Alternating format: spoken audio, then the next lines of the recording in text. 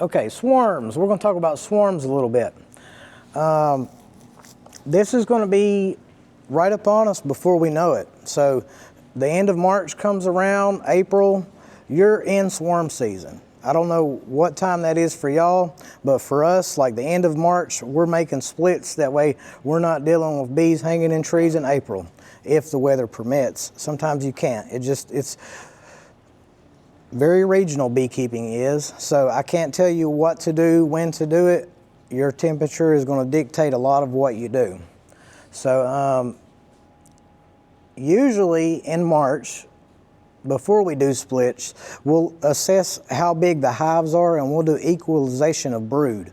And what that means is, like, if I've got 5 really strong colonies here and I've got 5 really weak ones here, I'll take 2 frames of brood out of each strong one and I'll give 2 frames of brood to each weak one. And you kind of want to equalize them and get them to the same level of readiness.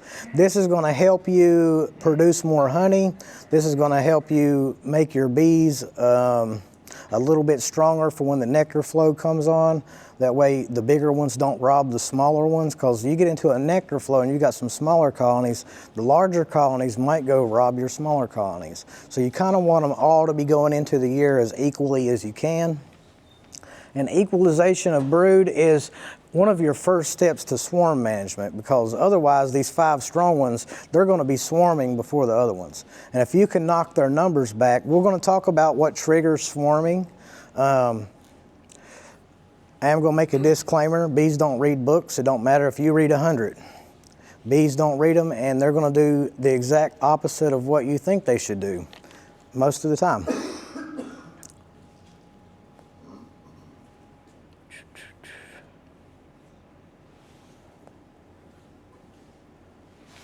So, increase traffic at your entrance. This is what I was talking about, the outside hive inspection.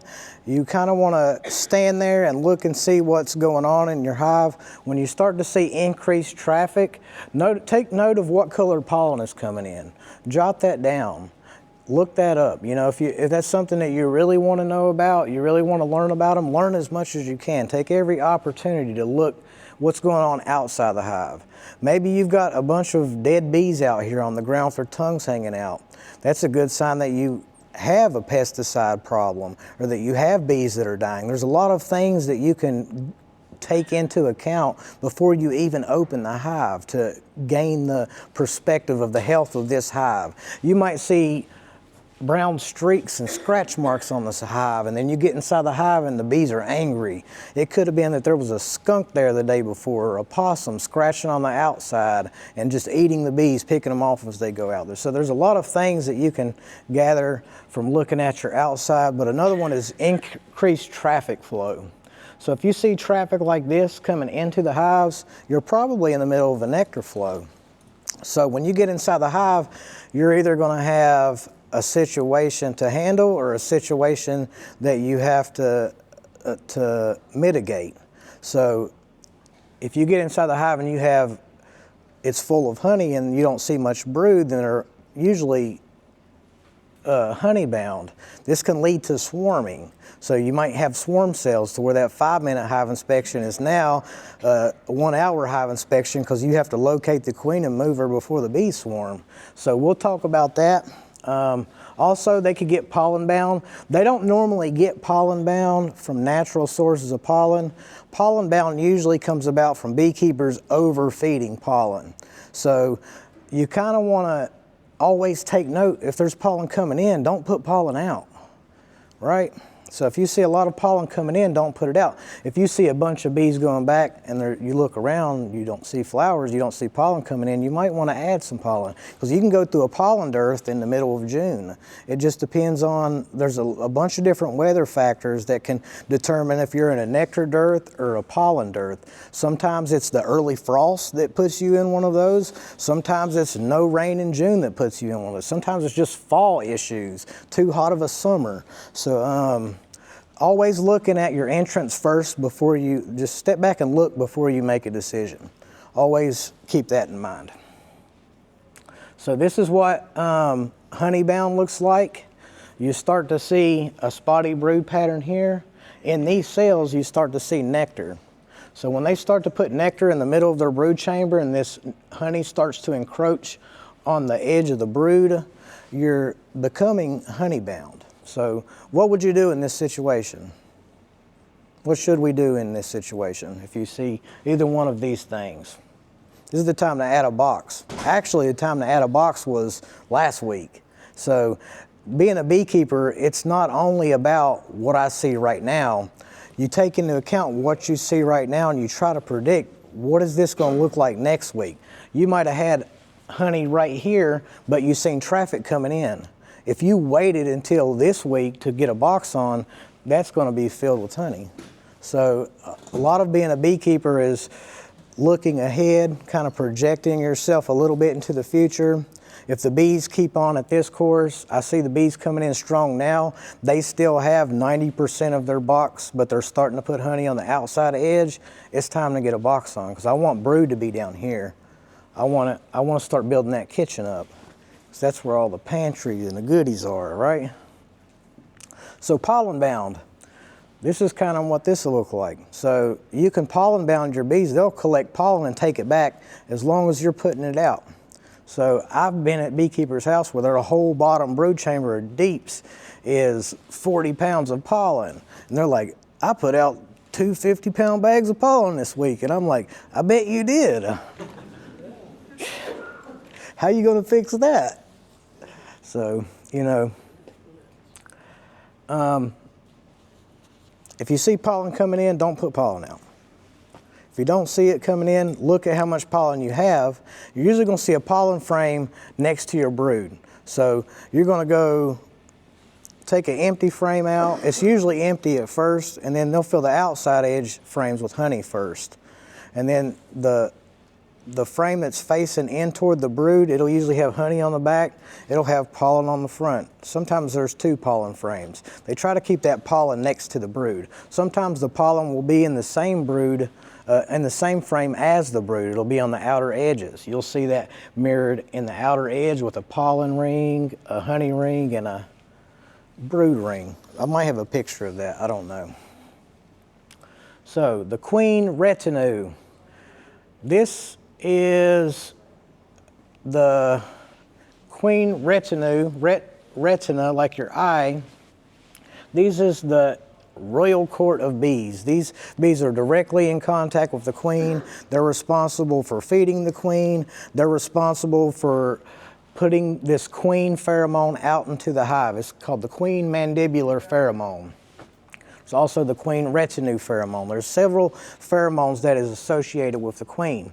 But what happens whenever the queen's egg production drops off due to the hive being pollen bound or due to the hive being honey bound, this queen pheromone gets weak.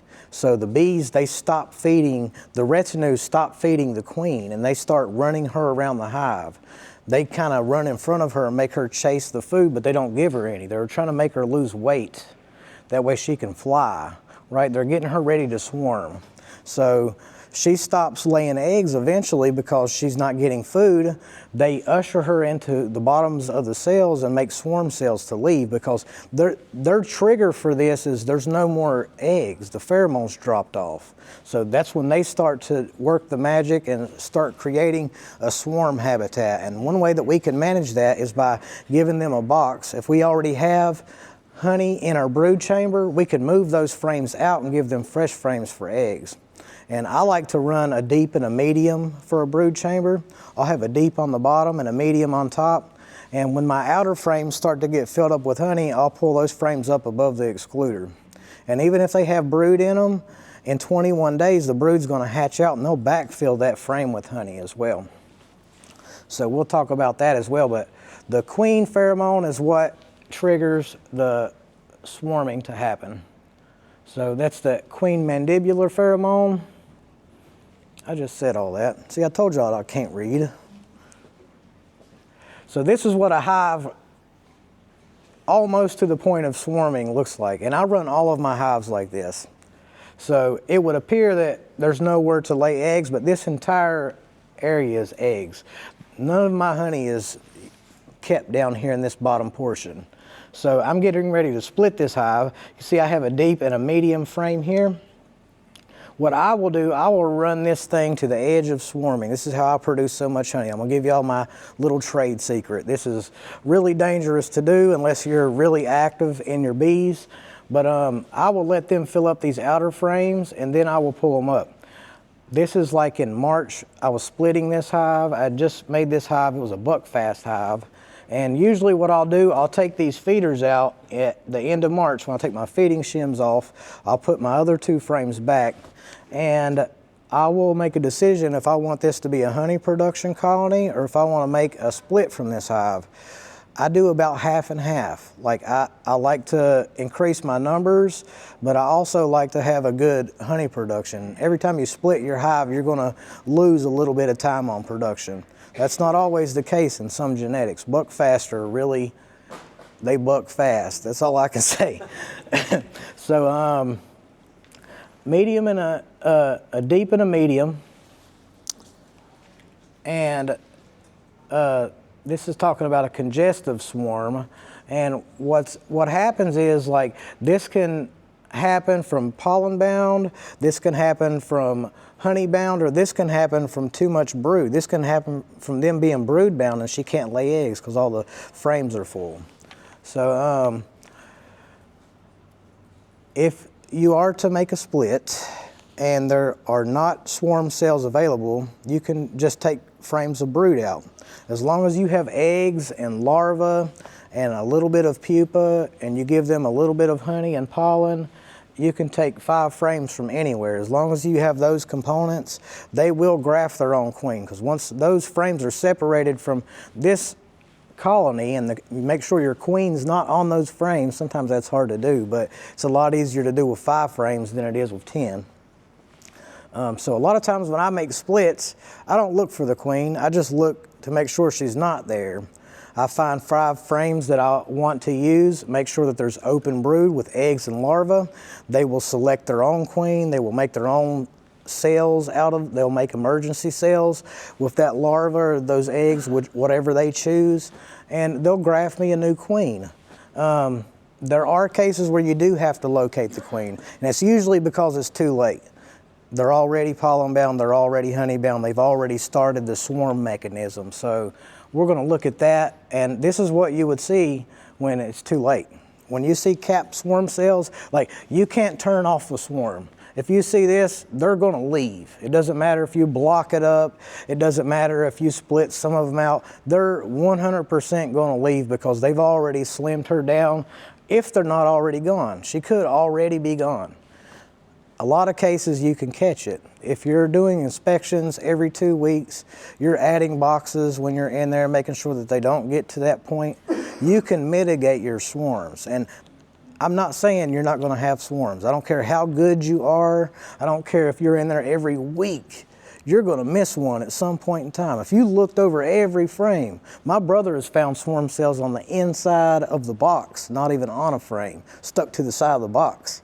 So at some point you're going to have to deal with a swarm, but knowing what triggers a swarm, what to look out for, it's going to minimize the amount of swarms that you're seeing. It gives you back a little bit more control. You can't control nature, but you can kind of understand what it's doing and you can give it what it needs to flourish in the environment that it has. You can't never control it. Bees don't read books. So they tell you, put your swarm trap 5 feet off of the ground, put pheromones in it, the bees are still land in a 40-foot tree, even though they have a nice house right here with wax frames and everything in there. They'll still go up to that tree sometimes. A 5-gallon bucket turned upside down and sat on the ground.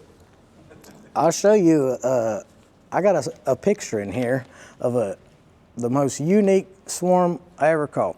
So it's good to establish what kind of queen cells you have, right? Because it's not always a swarm cell. Swarm cells are going to be on the bottoms of your frames. You could have a super seizure cell or an emergency cell. These are going to be mid-frame cells. And can anybody tell me what a super seizure cell is?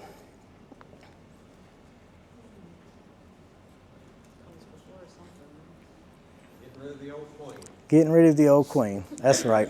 An emergency cell is too late. You either killed her or she died or something happened. In either case, if you see a mid-cell frame, what is going on in that hive needs to happen. She's either gone or she's being replaced. If you see a mid-cell frame, this is something that needs to occur. Now, if it's a supersedure, you can leave her in there and she'll work alongside that queen. There's nothing to do if you see a mid-cell frame like this. If it's an emergency cell like this, they might draw out 3 or 4. Usually a supersedure will be 1 or 2 or 3. You know, I don't really know how they decide the numbers. There could be 10. I don't know. Bees don't read books and I can't read, remember? So emergency cells. Whenever you see emergency cells, that needs to happen. You don't really want to have more than 2 or 3 in there, because you can have what's called spit swarms, where one will hatch out before and they'll take a portion of the hive with them in a small cluster of bees. And if you like to be swarm chasers, that's fine, but I'm getting older every year and I don't want to have to climb on ladders, and I got kids, I can't do this. So I can't be risking my life to chase bees up 40-foot trees anymore, as fun as it is. So both of these events need to happen. If they're on the bottom of the frame like that, you need to make a split. In order to do that, you need to locate the queen. Otherwise, if you just want to make a split, just get frames of brood, make sure you have open brood, make sure you have larvae, make sure you have some pupa, that way you have all stages of pheromones, because the broods produce different pheromones too, right? So you want all stages, that way you have some hatching out, getting ready to go to work, you have some getting ready to be capped, you have a queen about to hatch, all these different things.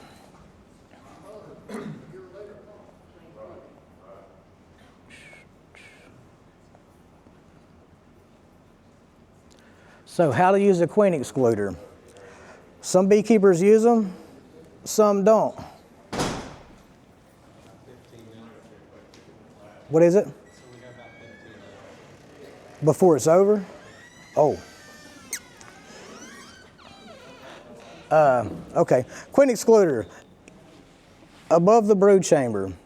Just make sure you put it up there. If you got frames of honey down here and you have a medium, you can pull them up.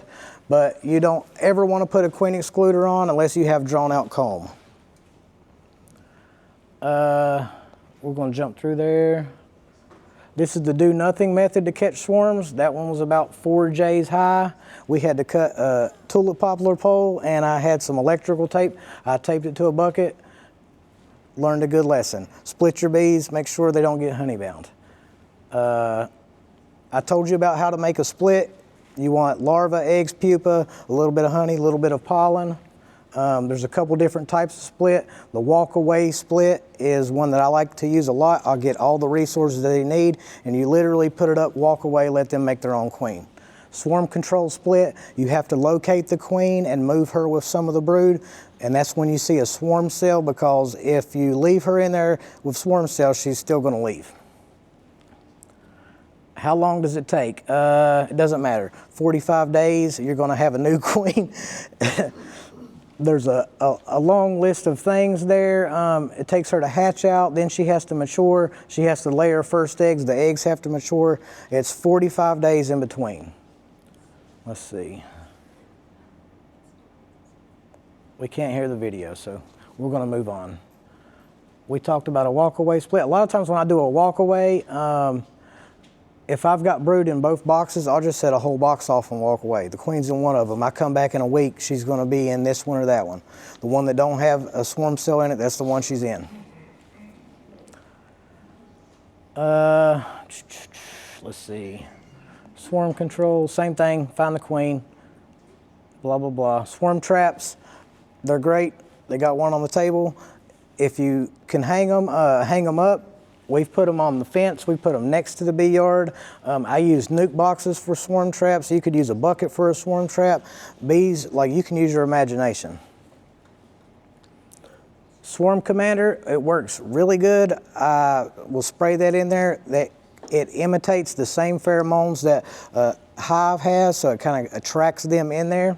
You can also use lemongrass. That hits on some of the same receptors as the swarm control. Laying workers. If you don't have a queen come back and you see multiple eggs in the cell, eggs on pollen, all drone brood, then you have a laying worker. A lot of times I've seen beekeepers shake these out, but we're going to talk about a method to save your bees. This is kind of what it will look like. You'll have double larvae in some of the cells, a bunch of different eggs. This just means that your queen didn't get mated and that you've lost a queen. They didn't replace her successfully. One way to fix this, because a lot of times you can put new queens inside there. They won't accept the queen because they think they have one. Laying worker has converted to laying eggs. So what I like to do is take a queen right colony and replace it with a laying worker colony. And what this does, the field force from the queen right colony go back into the laying worker colony. They can identify the laying workers and they go and eliminate them because they smell different. They don't have all the pheromones. 3 days later, I can add a queen back. I can add another frame of brood back. They'll graft a queen. If you don't do that method before, they won't make a new queen, or they won't accept a new queen. You can throw hundreds of dollars into a new queen, they'll keep killing them. So be proactive, don't be reactive, control your swarms, make splits when you need to. I really want to get through this next section. Varroa mites. I don't like to wash for mites unless I'm doing some kind of testing. If you're breeding bees, you're breeding mites. So if you want to test the efficacy of a mite treatment that you're using, that's great. It is a good thing to learn about. We don't really have time on to cover all of it, but you essentially want to take half a cup of bees. You're going to mix them in an alcohol solution. They make a bunch of different devices for mite washes. This one is Mite Check. I like to get a rounded corner tote like this one right here. I will locate a frame of bees, a brood frame of bees. You want nurse bees when you're doing this test. It's where you're going to find the majority of your mites. You want to shake them into a tote. Make sure your queen's not in there because that's an expensive mite wash if you wash your queen. And you kind of want to be able to knock them down into the corner. That way you can get a cup of bees out, or a half a cup of bees. It's about 300 bees. You shake them up for about a minute. You strain it through some cheesecloth or an old shirt. It'll tell you your mite count. If you have over 3, you need to do a treatment. I just treat for bees. So we're going to talk about our treatment. This was a really bad mite count. We were doing some really different work that year. So I did make a mite check with 2 jars. I just JB welded the lids together with some window screen. It worked just the same as the $20 mite check and worked with stuff I have in my drawer. So Randy Oliver, he's got this website, scientificbeekeeping.com. He has this Varroa mite management model where you can go in and put the efficacy of your mite treatments. His website has the different types of treatments that you would use. It has everything from the synthetic mite treatments down to the organic acids. We're going to talk about our mite treatment plan. I'm going to try to get through it. I'm not trying to speed y'all up, but I've talked entirely too long. So he kind of got a chart on there that tells you what time of year it's best to use what treatments. And this is for the organic acids and the organic method of treatments. And that's all on his website. So this is our Varroa mite management plan. In January, we do an oxalic vapor.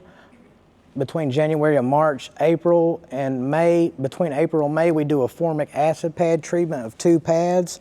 You want to make sure that your temperatures are above 85 degrees on your high and 50 on your low, or you're not going to get a good mite kill and you're going to have queen loss. So in between May and August, we do oxalic acid dribbles every 2 to 3 weeks. So every time we're doing an inspection, every 2 to 3 weeks, we're doing an oxalic acid dribble. I do have a recipe in here for that. I have 2 recipes actually. And between August and September, we do another formic pad treatment of 2 pads. And between September and October, we continue to do the oxalic dribbles as long as it's not freezing below nighttime. In between November and December, we try to get another oxalic vapor in. So we're going to run through that real quick. The organic acids, they are soft chemicals. Unfortunately, they get lumped in that, and that word chemical gets a bad name, but they're all derived from nature. These are just hydrocarbons. So, or formic acid, it's like in ants, it's also in bee venom.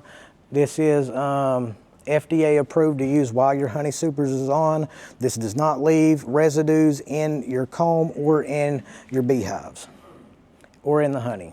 So it's 85 on the high temperature, 50 on the low, 2 pads for 14 days.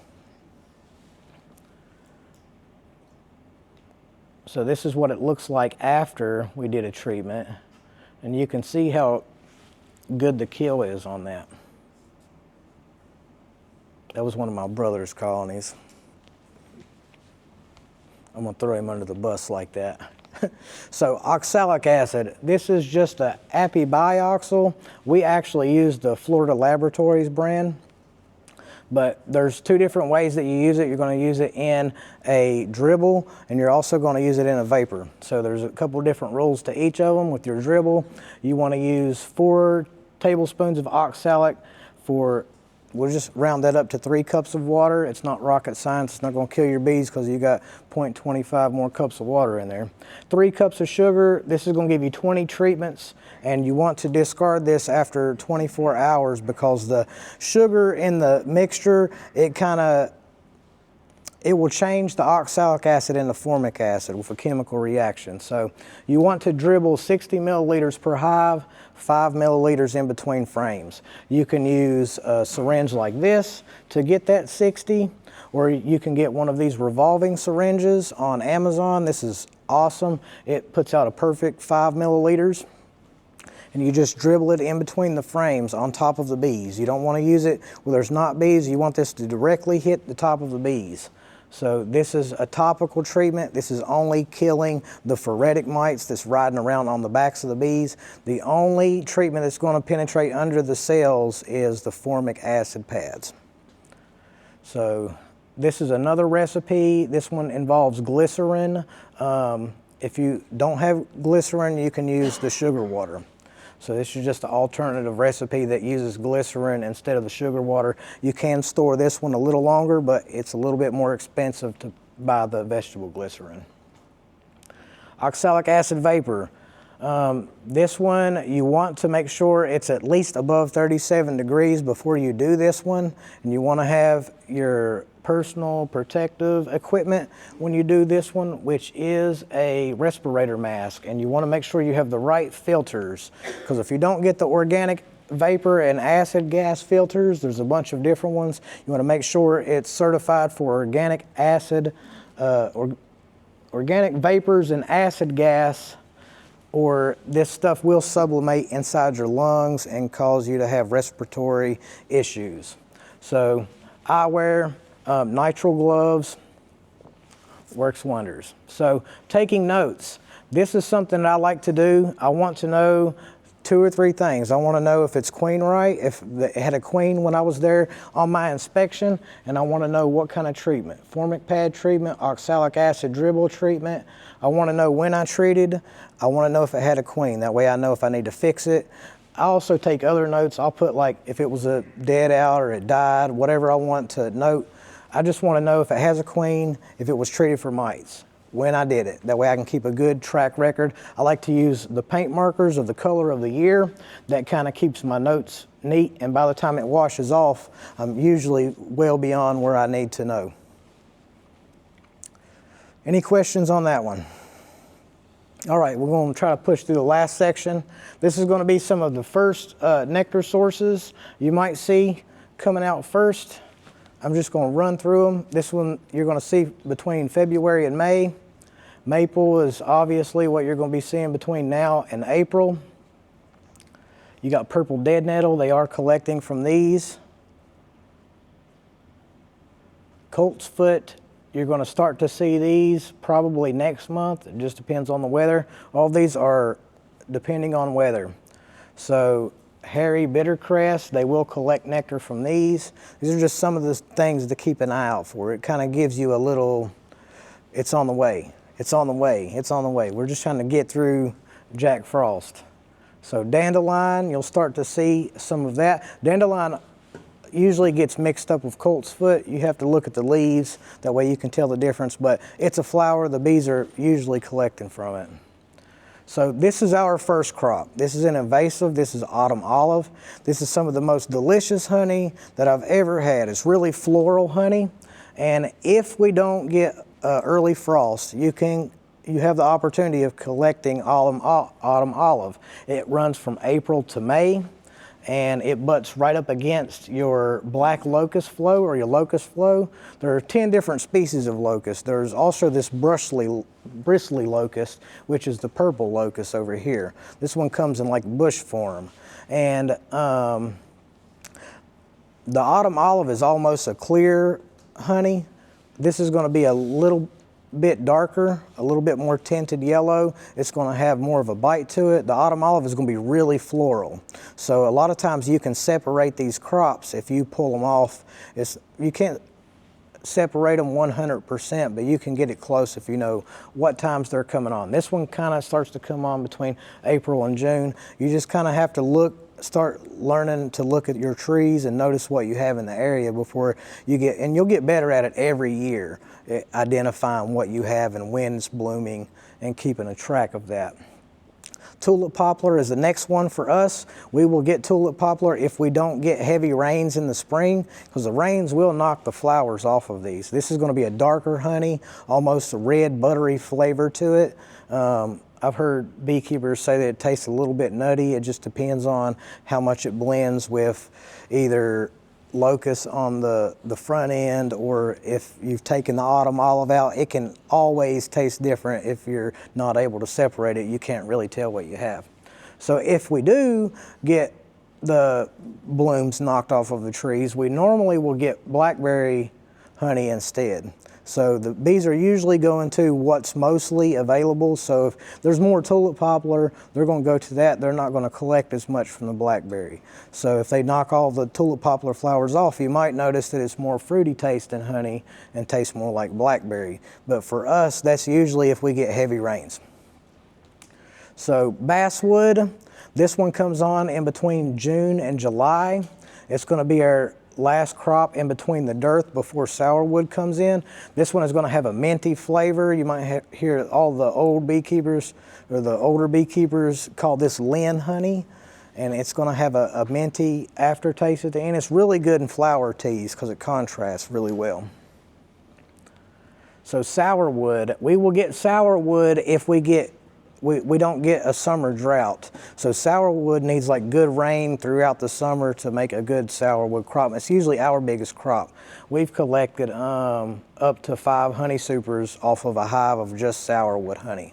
That's going to be a lighter honey as well.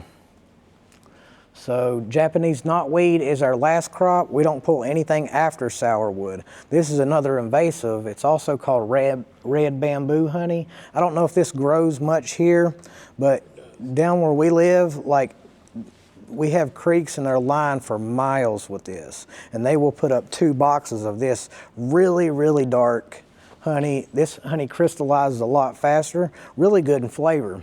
So this is why I say West Virginia is the most diverse area in the United States to collect wildflower honey. And a lot of these honeys only happen right here. So we have the biggest opportunities of just about anywhere in the country aside from pollinator contracts and things like that. But as far as hardwood varietal honey, this is the spot to get those specialty crops. Goldenrod, I don't care for it. I think it stinks. I let the bees keep everything after sourwood, and it just, I can't really say what you have or what you don't have here. It's something that you'll have to learn throughout the time. So sugar cakes, if you're not, if you're feeding your bees sugar right now, you want to be feeding them hard sugar, and you can mix sugar cakes. This is a old recipe. I try to make it even drier than this. It's more like 12 or 13 to 1, as dry as I can get it. I will put it, I was using baskets this year, but last year, but this year I use like the turkey pans. I got a bunch of the turkey, the aluminum foil pans. I'd mix it up and put it in there, and I just make sugar cakes. I'll go around every 2 to 3 weeks and check the hive, and I'll put one over in on them. Because you want to keep them fed this time of year. They're trying to rear brood. You can lose your bees, especially right now. If they don't have food to raise brood, like they'll start to build up brood and maybe it'll start raining and they can't get out. So I think that's it, guys. I went through those pollen patty recipes already. I always like to throw those at the end. Feed your bees and treat your bees for mites. That's all I got for you. So you're not going to get it sitting on the couch. I always got to say that because I had a bunch of beekeepers tell me they can just sit on the couch and their bees will do all the work. One beekeeper, actually. There's all of my information. I'm on Facebook. I got a YouTube channel that's got all these videos. Like I do in-hive videos of how to do all this stuff. I got it separated out. There's a YouTube link somewhere on there. Oh, right there. It's called Everyday Beekeeping if you guys want to check that out. You can add me on Facebook. I just post about bees and my kids, and I post some jokes every now and then.